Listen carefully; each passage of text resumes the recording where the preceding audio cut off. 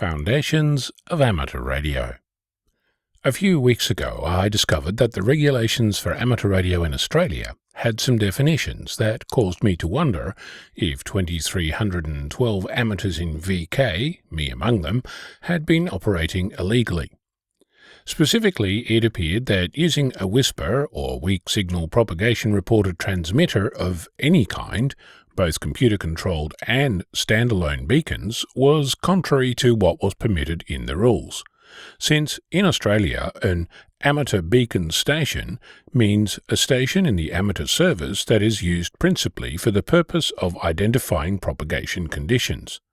The rules go on to say that you must have a specific beacon license, and not having one is not permitted. I suggested that it was time to send a letter to the regulator seeking clarification. Well, let me tell you, that set a cat among the pigeons. Not at the regulator, but within the amateur community. Between posting a draft of my proposed email to a local mailing list before sending it to the regulator and publishing my article, I received responses that ranged from, "Let sleeping dogs lie," "You are now on their radar," "You will be prosecuted because you admitted to breaking the rules," "Carry on and ignore the rules because I am," and plenty more in that same vein. There were two amateurs that indicated curiosity about what the response might be, while pointing out that none of this was legally binding since it hadn't been tested in court. I also discussed the matter on my weekly net, and I learned that DMR hotspots come in a duplex version, meaning that what you transmit into the hotspot is also transmitted by the hotspot on RF, whilst sending it to the internet. If you've been paying attention, you'll notice that this fits the definition of an amateur repeater station, which also requires a specific license. I received a prompt reply from the Australian Communications and Media Authority, the ACMA, the Australian regulator. Here's what the regulator had to say in response to my query. Quote, "I can confirm that you can continue to operate your WSPR beacon and duplex hotspot as described without requiring an amateur beacon or repeater license." End quote.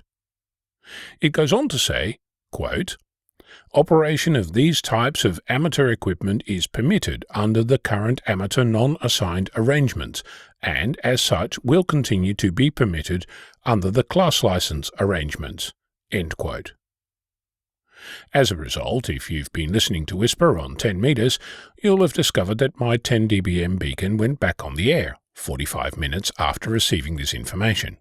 The letter confirms that both WSPR and duplex hotspots have previously been, and will continue to be, allowed under the new rules from the 19th of February 2024 when they come into effect.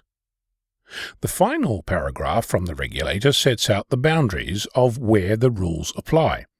It says, quote, "The definitions in the interpretation determination are broad definitions of amateur repeaters and beacons. For the purposes of amateur licensing, the ACMA only considers apparatus assigned license services where individual frequency coordination is carried out and specific licenses are issued, to be amateur repeaters and beacons." End quote. In my opinion, this is significant because you only need to apply for a separate amateur beacon or repeater license in very specific circumstances related to frequency coordination. It makes me wonder if the local beacon operators require an ongoing license for all of their beacons or not. What I learned from this process is that there is a high level of fear in the amateur community towards the regulator. I do not know where this originates, since I've interacted with the regulator on dozens of occasions since obtaining my amateur license in 2010, and in every case the response was courteous and informative. When the response wasn't what I expected, I replied asking for extra clarification, and received it. This inquiry was no different. Going back through decades of old publications, I've previously seen letters between the community and the regulator, and I have yet to see anything that warrants the level of fear that appears to permeate our community. So, why are we afraid of the regulator, and why do we keep spreading that fear to anyone within propagation range? What have they ever done to you? I'm Ono, Victor Kilo 6, Foxtrot Lima Alpha Bravo.